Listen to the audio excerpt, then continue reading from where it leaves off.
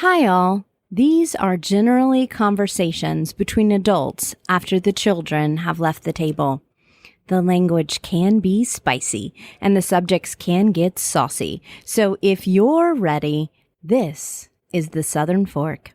Unscripted kitchen chats and also studio chats with some of the most interesting voices in the culinary South. I'm Stephanie Burt, a food and beverage writer based in Charleston, South Carolina, who travels with her fork to write for a variety of publications, from magazines you might have on your coffee table to the website you love to visit for your favorite recipes. And I'm inviting you to come behind the scenes with me to get to know the people who make this Southern culinary landscape so special. I'm always hungry for the next bite, thirsty for that next sip, and ready for the next conversation. Let's dig in.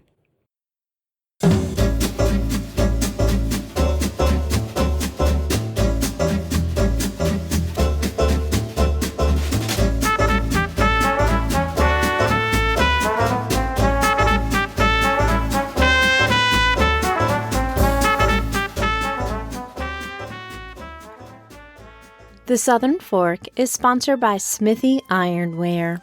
Smithy has been a supporter of this show for so long, you might not realize how much their line of cookware has grown in the past couple of years. In addition to a range of cast iron skillets, including my beloved number 12 skillet, Smithy recently launched a new carbon steel skillet that's hand-forged by blacksmiths on the old Charleston Naval Base. And then there's the new Dutch oven, which is a thing of beauty. Featuring the only fully polished cast iron interior in the industry and a tight-fitting lid with a signature brass knob, it's perfect for braising, roasting, frying, and more. And if you like to get outside this time of year, it's also a welcome addition to any alfresco setup. During these unprecedented times, cooking is a welcome source of constancy and comfort that, however small, makes life a little bit better. Something we could all use an extra helping of right about now. Check out the full line of Smithy Ironware at smithy.com. That's Smithy with an EY.com. And remember that something as well made as a Smithy is an heirloom meant for everyday enjoyment. Use it well, and you can use it for life. I think that the classic happy hour at home may be back. The folks that like to hop on a bar stool after work are currently looking at their home bars with a new light, missing the camaraderie of bar cocktails, but also looking to have a bit of a ritual at the close of the workday. Whatever that means, whether Zooming classrooms with kids or sharing spreadsheets with the staff. To help us learn more about how to begin, I tapped one of the best home bartenders I've ever met, Miguel Buencamino of Holy City Handcraft in Charleston, South Carolina. He's worked with brands from Fernet Branca to Coopers Craft Bourbon to Patron Tequila to create beautiful, useful digital content that has cocktail enthusiasts clamoring for more. And he also knows how learning a little at a time can land you in some pretty wonderful and delicious places. So pull out a chilled glass and let's get to mixing. Welcome to the Southern Fork, Miguel. Hi. Nice to be here. Thanks for having me.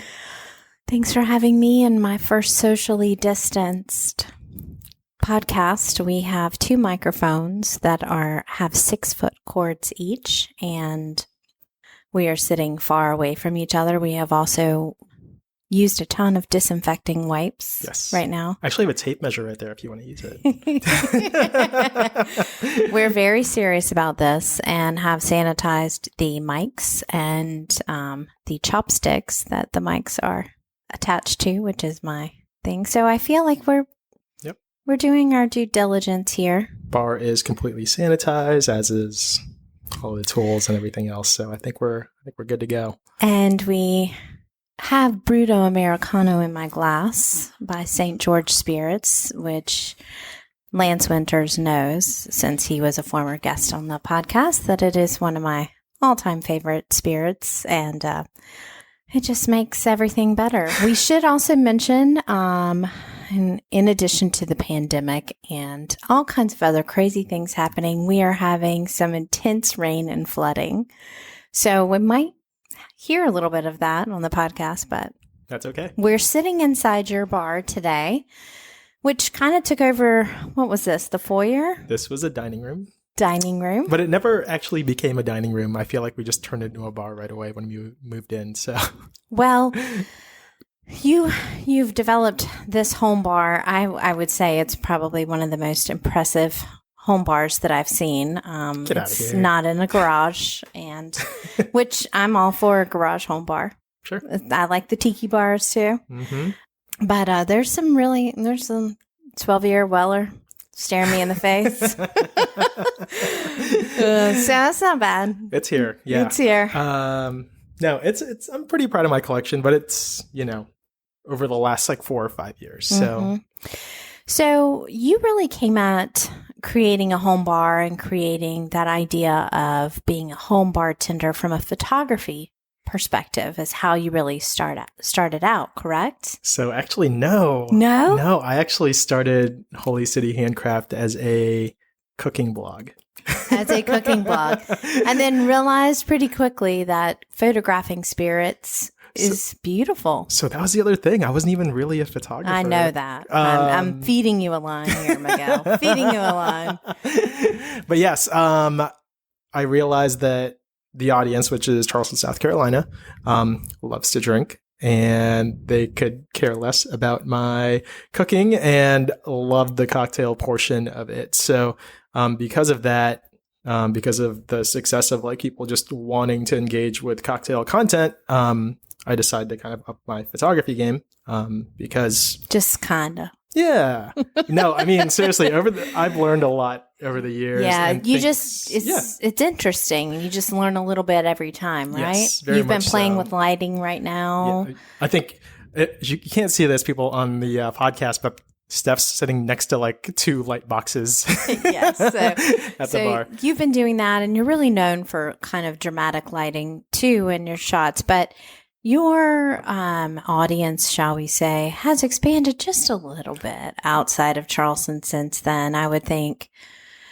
How many followers do you have now on Instagram? I'm a little over, I just hit the 25,000 mark, so just a little over 25,000. And how many brands have you worked with? I can't even tell you. I want to say over 20? I want to say over 50. Over 50. And they're mainly spirit brands Yes. these days, but you have worked with some lifestyle brands. Very much so. Just to kind of work on that because you have a very particular aesthetic, and you built this into a business, but it's a work. It's work. It's not you just standing in front of a wall. Right, exactly. No. You do put out content, daily recipes, or often daily recipes right now. Yes. For people that are drinking at home. Absolutely. Very much so. I think now more than ever, because of all this, people are at home, kind of just looking for something to watch, to learn as fast as possible. Mm-hmm. And I think besides that, they're also drinking a little bit more than they used to at home, and they kind of want to elevate their home bartending game. So here I am as a quote unquote home bartender, and I respect the craft. A lot of the stuff that I learned how to do were because of the people in town. Mm-hmm. Who are now my friends, and I'm very lucky that they've kind of accepted me into this F&B circle. Mm-hmm. But it's also, I'm very fortunate to have them and live in this city for them to show me the ropes. Mm-hmm. Mm-hmm. Well, it's really easy to get overwhelmed with cocktail recipes, cocktail books, and I would say it could be easy to get overwhelmed coming into a home bar that's this level. So we're going to talk today a little bit about how to start a home bar. And we're going to kind of go back to that beginning and really reviving that idea of a happy hour. And I'm just was telling you, I'm a big fan of happy hour in general. That is my time for imbibing more than I'm not a late night person. If I can't leave the house usually by 9, it doesn't happen. Sure. I've never been an up in the club person. That doesn't mean that those people aren't great. It's just never been my thing. But as a writer who works a lot from home, that end of the day, that's a signal before I start to cook dinner. I have a moment. I listen to a little music, sit with my dog. So how do we begin to build a home bar? Do we start with the alcohol or do we start with what we like to drink already? So I would say you start with what you like to drink already or what you like to drink when you're out. Mm-hmm. I think a home bar is a big step going from nothing to kind of, a whole situation. Changing your dining room. Yeah. Turning your dining room into a home bar. And more often than not, people start with bar carts. And that's how I started was just, I needed a place to put this booze that was sitting on the kitchen counter. Mm-hmm. And for me, the first time I remember watching someone make an old fashioned, I just fell in love because it was like a show and it wasn't a sports bar or anything like that. It was an actual cocktail bar. And this is back in Orlando, Florida, where I used to live. This bar called The Courtesy in downtown Orlando. And it was the first place I saw someone spend more than 6 minutes making my cocktail. And I was just amazed because not only was it was part of the experience. Exactly. Right. So not only was the process beautiful, but like the cocktail was beautiful and it tasted amazing. So I kind of fell in love with that process. I always loved cooking. And that portion of it was just very romantic. And so I was like, how do I make this at home? So I think the following day I went out and grabbed like sugar cubes and bitters and which, if you're an amateur or even just an enthusiast, or even before that, if you just don't know anything about cocktails, you don't usually have like Angostura bitters and sugar cubes sitting out anymore. Right. So you'd have to run out to the store and grab it. Right. So I did. And that's, I feel like, how you start. That's how you start. Yes. That's the spark. The bitters. And I think it might be cool to learn a few classics. Yes. Because they're classics for a reason. But also, too, they're a lot more approachable. Absolutely. For a home bar than, we've got highballs, we've got stirred drinks, we've got shaken drinks. Yep. And then once we do that, how do we start to build a liquor collection that we can use to entertain? Yes. That's not just about what we like to drink. Sure. I think you start with the basics. A lot of people... Now, bourbon is very popular. It's they call it the golden age of bourbon, and that we're living in it right now. I would say like 10 years ago, you would be able to find Pappy on the shelf at retail price, and now it's one of those mystic unicorns that you pay top dollar for. So I would start with spirits that you like, but is also approachable from your guest perspective. So I know vodka is kind of... it took a turn. It used to be like the most popular spirit, and it probably still is. I think there's a statistic like, the audience for vodka is primarily women, but like 50% of men still do drink vodka. And you can make a lot of it doesn't have to be like a fancy cocktail. You can mix vodka with soda and lime and just call that what it is. We can also make, a Cosmo or a Moscow Mule. There's a ton of stuff you can make with vodka. So I would say start with the basics. You got whiskey or bourbon, rye, American whiskeys, vodka. I like a good gin and rum. And I think if you start with your base spirits first, there's a lot of flexibility with what you can make. Because after that, if you have your base spirits, you can just get your modifiers, your vermouths, your, liqueurs. Your liqueurs. You can make your own syrups. And then the rest of it is citrus. And from there, like with those ingredients, you could probably make like 20 cocktails. And then you can move up and just get like a mini beer fridge for all your mixers and syrups. Absolutely. And then it can take up less space in your fridge. I mean, Absolutely. that would be an easy thing to do. Now, I would switch out rum for tequila because I'm a tequila too. and Yeah, I love would tequila probably too. have a London style dry gin. Absolutely. And a botanical. Of course. You know, probably hat trick. Shout out. What's up, Scott and Ann? So when you get into that point, one part that I always had trouble with is I get excited when people are over and we're making drinks. So I end up making either a pitcher or a, you know, like a punch bowl or a carafe, you know, with that on, and then have, you know, a couple like brown liquors sitting out if people want that, and then wine and beer. Yes. What are some of the best batched drinks? So it depends what you're in, what you're looking for. So I made the mistake way back in the day, and we used to throw parties where, and I'm not talking like beer pong parties, like actual cocktail parties, where I didn't batch anything, and I would be the guy just making drinks at my own party for hours. Right. So you're basically bartending. I am playing bartender. Yeah, exactly. So, and that's what I've done before. So what happens is you end up going to a place where, like, you know, older people in our community, they'll have a kitchen table and they'll just be full of handles of something and a couple mixers, and it's a lot of fun because you can make your own Bloody Mary or whatever, but it's not really elegant.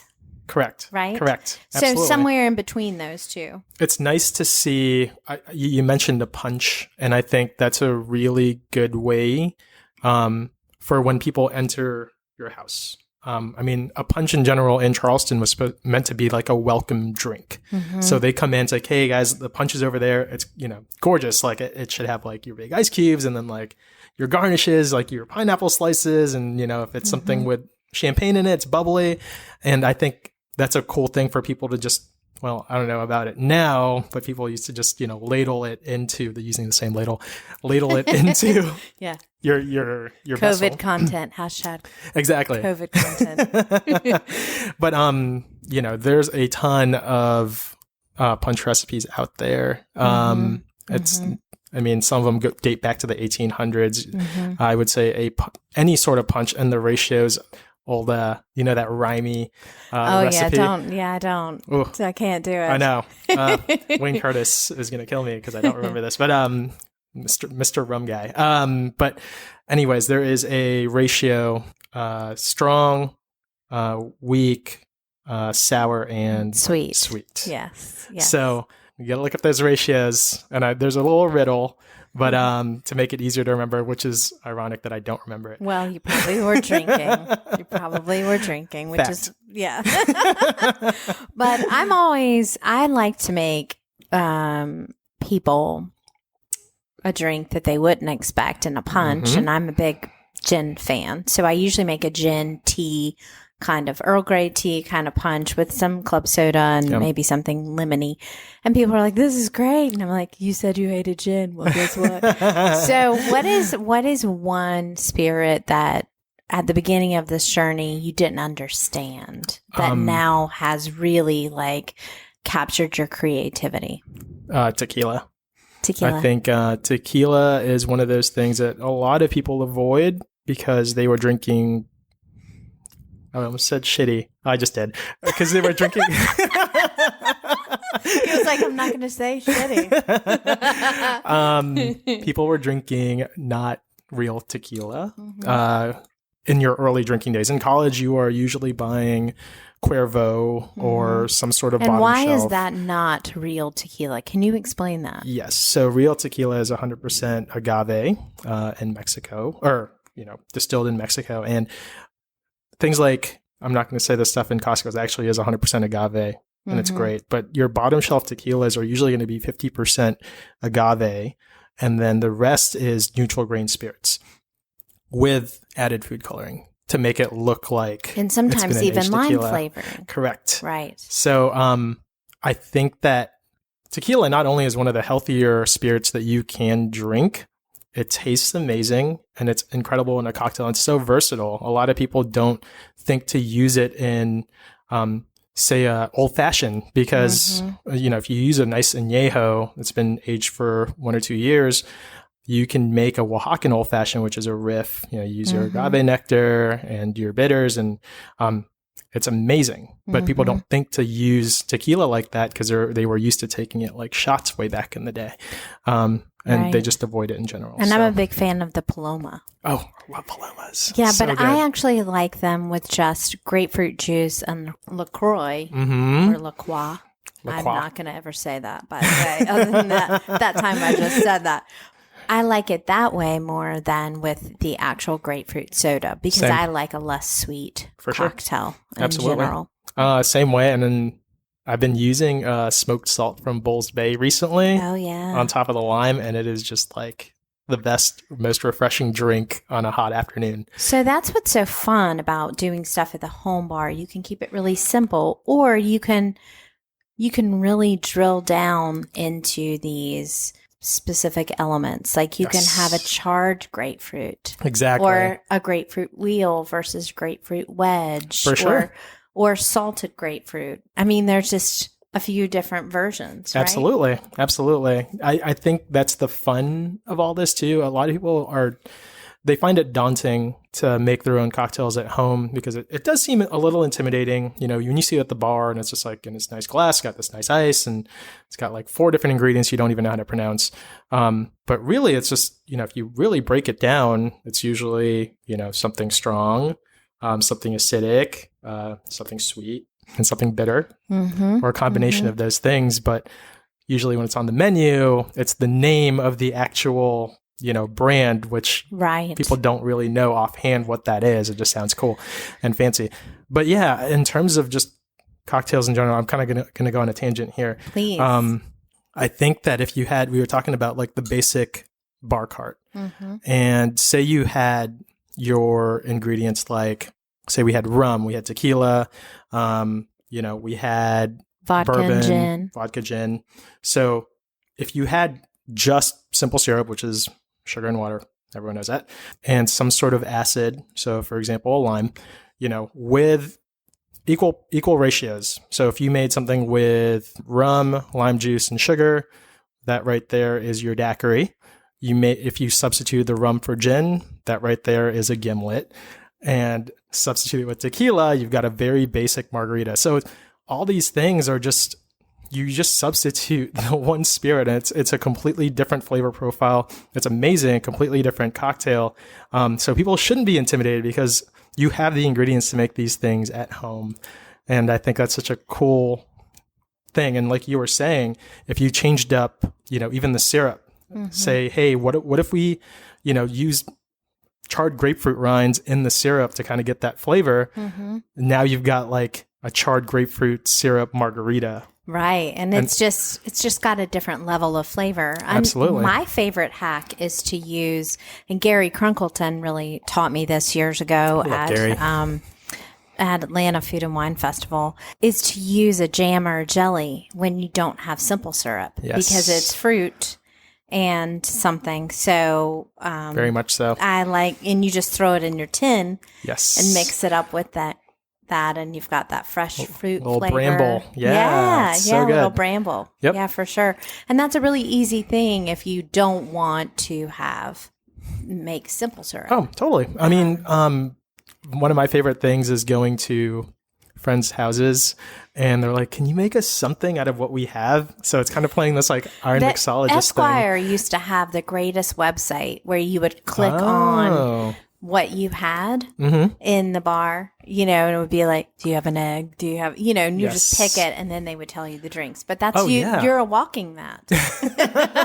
But sometimes it's not even, it's whatever you think works together. So, in a pinch, you look in someone's fridge, and if they don't have simple syrup, they usually have like maple syrup, any sort of like corn syrup, and that is something sweet and syrupy that you can potentially maple use. flavored corn syrup. Oh, exactly. A little combination of both. Right. But, I've made some of the best like whiskey sours. Using a whiskey maple sour is really good. Oh, yeah. So. Yeah, and then you can explain away that purchase of the Vermont syrup that you bought, and then you're like, we don't even make pancakes for like twice a year. But then you're like, oh, but I have it for the bar. Hey, it's super versatile. In the fall, I put that in an old fashioned. Yes, so good. Little orange rind I can see expressed over the top of that. Now, I get this question a lot because, people assume as a food writer that you're automatically snobby. And I'm not saying that I'm not, as far as like quality. But why buy the good stuff? Because people are always saying, well, I just like this one. I mean, I think beyond just the knowledge of the ingredients, like you were talking with that. But can you talk about why starting with good spirits matters? Absolutely. I think it's just the quality of the ingredients. We were talking about hangovers a while ago, and how I haven't had one, but I'm just saying I've heard. But bad tequila causes bad hangovers. And I think the importance of quality flavors and ingredients in a spirit or a liqueur makes a big difference in how that tastes and how it makes you feel. So I am a big proponent of using good I'm not talking about the most expensive, because there are great affordable spirits. And Heaven Hill Bottled and Bond. Yes, very much so. Sorry. Oh, always have to get that in there. Please sponsor me. Well, it's finally out of Kentucky, so that's right. I know. 7 years old. Sponsor me too. But it's good stuff. But yeah, there are some sleepers out there that people are just ignoring on the shelf because the label doesn't look as cool as the one next to it that's $20 more. Right. Right. And I think the people in the know that it is a quality ingredient. Like you were saying, Heaven Hill Bottled and Bond, 6 years old, 100 proof bourbon. Like, heck yeah. And smooth as butter. Yes, exactly. And, for a while, people were just collecting it because they knew it was going to go extinct. Right. And it did. And now they sell it for $40. So, well, at the end of the day, it looks like you're really, really having fun. Even, I know this has turned into a profession for you. How do you keep it light when you have a line of your friends that are thirsty and they're at your house and they want a cocktail and you've chosen not to make a punch? Sure. How do you keep it light? I like keeping it light the beauty of a home bar is you don't have to be the one back here. So I highly encourage, just like I would say on my platform on Instagram, I mean, the whole thing is about learning how to make drinks at home. So I'll say, hey, why don't you step back here? Let me show you how to make something. And now you've taught that person how to make that one cocktail that they can then make for everyone else. But besides that, teach a man to fish and he can make you a drink tomorrow. Exactly. Right? And entertain for you at your own party, which is amazing. No, besides that, I'm such a nerd when it comes to all this stuff. And, in another life, yes, I probably would have worked in the industry, starting out, especially because I love talking to people. I love talking to people about what I'm doing and what ingredients I'm using. And people just have a lot of questions, which, if they sit at the bar at a restaurant, they don't typically ask someone, the bartender, like all these questions that these people would be asking me. But since it's kind of a safe zone, I would say that people tend to ask a lot more questions regarding process because it is really interesting. Yeah, and it is a safe zone. And then, if you have somebody at your house, then you want them there. Exactly. Yeah, exactly. So they feel that. For sure. And some of the best times I've had here is just like me and like 3 other folks in front of the bar. And we've just had the best conversations of not necessarily cocktails, but just everything else, Yeah, So, yeah. And then you do need a shaker. Yes. You do need to get a shaker. Absolutely. Yeah. Do you want to talk bar tools? That's a whole nother show. But we're down to it. I have to ask you these questions that I ask of everyone. So, yes, the cooking part of your blog just kind of slipped away. Yes. But what makes you hungry now? Ooh. It's such a loaded question. Because I feel like it could be hungry in a literal sense. Right. It could also be hungry in a, I don't know. Esoteric. Theoretical sense. Exactly. Yes. What makes me hungry, I think in a not as literal approach to this, what makes me hungry is I think seeing what the trends are out there, in terms of the spirits world, or even how like people are consuming this, and if people are also hungry for knowledge, that makes me want to do this more. It makes me want to create more. It makes me want to show people how to, make this recipe that I just made up. So you have to teach yourself how to do it first. Exactly. That's where the gearhead stuff comes in. Yes, very much so. I can't tell you how many. Very much a techie. Oh yeah. Well, I can't tell you how many like YouTube videos I've watched, but the cool part about this city, which you know this too, it is very collaborative and not competitive. Right. And so I've had photographers, the same photographers that I'm sure have shot half of the restaurants in town, kind of show me the ropes on lighting. And like, I am so grateful for that, because they could easily be like, no, like get out of here, figure it out yourself. Like I had to figure it out. But that's not the case at all. Like we are working together and creating content together. I think that's the coolest thing about this city.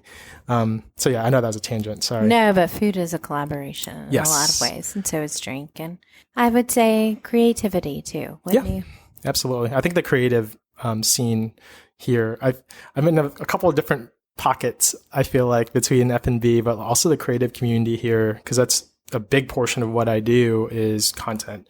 So besides the cocktails, I also produce the content. And there's a lot of people doing similar things. Right. So it's a really cool community. And there's a lot of craftsmen. There's a lot of visual art. There's a lot of music. Yes. I miss it. Yeah. I miss that. We're doing this. This is creative. This is a start. This is artistic. This is creative. Yeah. So secondly, what is one aspect of your job that really meshes like a puzzle piece with an aspect of your personality? You asked me this question a while ago, and I was thinking about it. I think it's, it's such a hard question. But you know yourself. I do know myself. Like, I like to do this. Yes. I think the fact that I don't know how to do everything, and my personality, I think, before this I was an engineer, and it's always been about how to figure stuff out or how things work. And I feel like between not just cocktails, but also photography and videography, I've been so curious as to how others do it in terms of the technical aspects of how a video is produced, or how is this person editing this thing, or how does this person make the lighting look like this. So trying to deconstruct that, I think, is it's very me. Yeah, to break it down and figure it out. Absolutely. Right. I love that. What keeps you up at night? Recently, I think it's been this COVID thing and the impact to everyone, not just me directly. It's going to be, I'm not going to get into the tangent of this, but like, it's just like this trickle effect of like starting at F&B and like where it goes. Cause it directly affects all of us. If without F&B, without restaurants, there's no PR, there's no content. And then besides that, the entire world is going to be affected by this. So yeah, but and I mentioned this in a video statement that I did last week, that restaurants really are they're a lot more than just food and food safety. And we can't really flatten the experience of a restaurant down to just safety. For sure. We have to see it. It's a lot more. Safety is super important, but we have to see it as a whole experience, a lot more akin to theater. Very much so. Than getting your tires rotated. Absolutely. That's why people spend a good amount of money going out for the experience. Right. And you remember the name of that bar in Orlando. Exactly. Same thing, right? And here I am doing. Exactly. Okay. Well, I have a magic picnic basket. It doesn't even get waterlogged in torrential rains like this. I can also time travel. It doesn't help me in traffic, but I can. And so I can conscript any chef or anybody from your past to make something, or the past, not just yours, to make something for you. I can also source, and I can cook a little bit myself. So what's going to be that meal in the basket that I'm bringing you? Connie Buencamino, who was my mom, her chicken adobo, just deep fried over some garlic rice with an egg. Can I share that? It sounds really good. Connie, make a double portion. Oh my gosh. Like that might not make it here in a picnic basket, right? Man, that is like my death row meal. Like my mom, and no offense to any other Filipino chefs if you are listening, but I feel like I've had a lot of adobo everywhere else, and my mom's is just the best. No offense to anyone else. But there's also nothing like your mother or grandmother's cooking. Right. So there's an X factor of care there, absolutely. Isn't there? That it's comes comfort, through in it's the comfort flavor. Food, exactly. Yeah. It's very nostalgic. So that is my number one meal. What cocktail before that? Ooh, one cocktail. Doesn't have to be historic. Ooh, I don't know. In town or one I make? Your choice. I want to say Jace's Sazerac. It's a pretty good Sazerac. You just get a sidecar, and I think that's the coolest thing. A sidecar of absinthe for a cocktail is just very cool. And it's also a super slippery slip and slide slope. Yes. Well, if people want to learn more about Miguel and Holy City Handcraft. Right. But I don't know. I've been transitioning to Handcraft. You've been transitioning to Handcraft. You can go to the Southern Fork. I'm going to have links there as well as images. But it's probably best to follow him on Holy City Handcraft. He won't notice because he gets like 100 followers an hour. He'll be like, whatever, I don't have time to check it today. No, honestly, say hey to me. Like, I think a lot of people please let me know. Yeah. Let him know if you heard him on the Southern Fork. Yeah. I really believe that in new media, I believe, and there are many, many forms of communication. I believe in emojis. I believe in digital content, but I believe in content, not just posing. And Miguel really provides great tutorials and content from a clear ice directive a few weeks ago that was a deep dive. More than anyone really wanted to know about ice. He went there and showed you how to chop your own ice at home. So you can really nerd out with him because he's very present on that. It's just like he's behind the bar. So thank you so much for letting me come and visit today and disinfect everything. Thanks for having me on the podcast. No, I feel like we've been talking about this for a while, so I'm very honored to be on the podcast this week. Thanks. You. Mm-hmm. And go out there and make a drink if that's your thing. Hello and welcome to Talking with My Mouthful. I just did a whole episode on making a home bar. And I want to repeat something that I've repeated before in print and also in person. If you are throwing a little cocktail gathering, as we ease social distancing to small groups just a bit, then please remember to have something decent for people that are not imbibing for whatever reason. They are not afterthoughts. They don't just need a bottled water or some kind of soft drink that you picked up at the last minute. They need to feel as welcome as the people that are going to have an alcohol-based cocktail.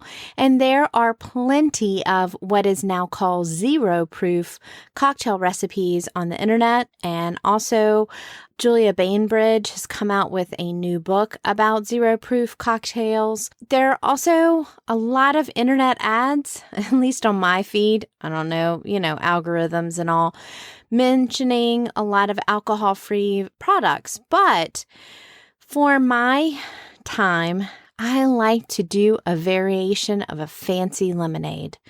I will often do a mint and strawberry lemonade, which is really as simple as buying that Simply lemonade and doing what, my granny would call doctoring it up. And I buy that Simply lemonade. I buy a bag of frozen strawberries, let them thaw and kind of get slushy, muddle, mix, add ice, put it in something pretty, put some glasses, and therefore something nice to drink. If that's a little too sweet for your taste, and it can be, especially in situations where you're eating and drinking and you need something that quenches the thirst a little better, then my other variation is to put some herbs.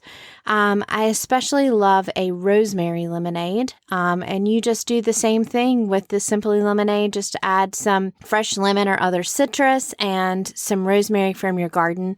It grows like a weed here in Charleston, and so rosemary is used as a bedding plant in many neighborhoods. But if you don't have a rosemary plant, it's really great to have one in a pot. They're very useful. But rosemary lemonade or strawberry lemonade, and your guests who choose not to imbibe will feel welcome. And isn't that the point of the whole thing to begin with? All right, until next time, cheers. Stay safe out there.